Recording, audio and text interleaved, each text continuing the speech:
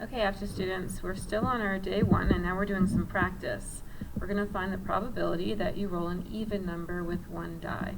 So remember, probability is the number of successes over the total number of possibilities.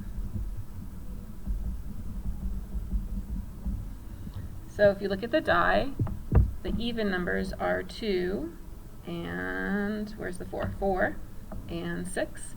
So there are 3 ways to get success out of 6 sides on the die. So your chances are 3 out of 6, which is 1/2 or 50%.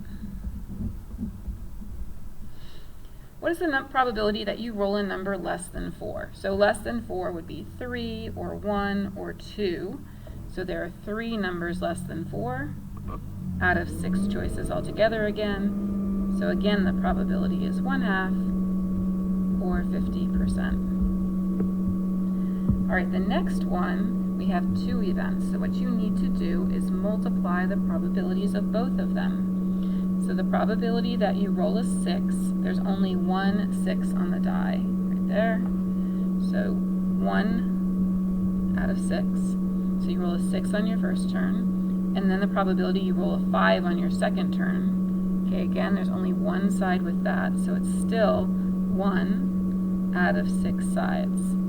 So to find the probability that you do both of those things, you multiply your numerators and you multiply your denominators. 1 out of 36, and you can even divide that.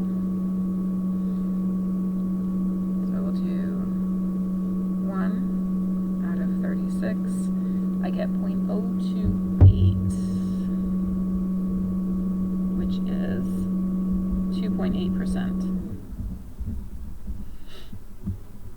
Okay, let's talk about the coins now. When you toss a coin, you want to know the probability that you land on heads.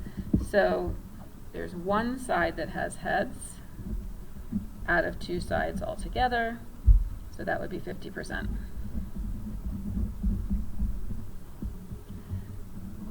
Now I want you to think about this and pause the video. Remember that when we had to find the probability of 2 dice rolls, we multiplied the probabilities. So you'll do the same thing here to find the probability that your coin lands on heads twice in a row. So pause the video, give it a try. Okay, for heads the first time, you had 1/2. For heads the second time, you had 1/2. So altogether, you have 1/4. And if you divide that, you'll get 0.25 or 25%. All right, pause again and see if you can do this one. Probability that you get heads, tails, heads, tails. Okay, so each flip you have a chance of 1 in 2 that you're going to get what you want. Heads, tails, heads, tails. 1 times 1 times 1 times 1. 2 times 2 times 2 times 2. So we have 1/16. I'm going to divide that. Get 0.0625, which is 6.25%. What is the probability you roll a 3 and your coin lands on tails? So I want you to try that one now. Pause the video. Okay, so the probability you roll a 3, there's only 1 3 on the die out of 6 sides. And for your coin, there's only 1 side with a tail out of 2 sides.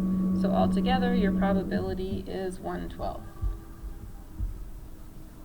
which is 0.083 or 8.3%.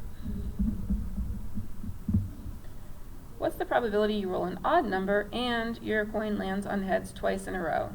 So on the die, the odd numbers are 1, 3, and 5, so there are 3 odd numbers out of 6. And then heads is 1/2, and then another heads is 1/2. So I get 3 out of 12, 24, which is going to simplify to 1 out of 8. and 1 out of 8 is going to be 12.5%.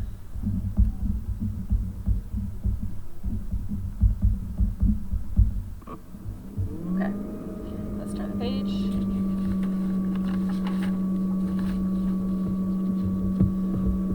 Now we're going to do marbles, and this is a little bit different because when we take a marble out, we're not going to put it back in, and that will change our probabilities. That means that these probabilities will be dependent events. So let's see, how many black marbles are there? 4. White marbles, 4. And striped, there are 2, which is a total of 10 marbles. The probability of choosing a striped marble, there are 2 of them out of 10 marbles altogether, so that makes 1/5. If you divide it, you get 0.2 or 20%. What is the probability of choosing a striped marble and then another striped marble without replacement? That means after I take the first striped marble out, I don't put it back in. So the first striped marble is 2 in 10. Now I've taken a marble out, so now there's only 1 left, and there are only 9 to choose from, so it's 1 out of 9. So you see how taking that marble out changed the probability. So now I'm going to multiply these. I get 2 out of 90, which is 1 out of 45. Chances are not good for getting 2 striped marbles in a row there. I'm going to divide that. 1 divided by 45. You get about 2%.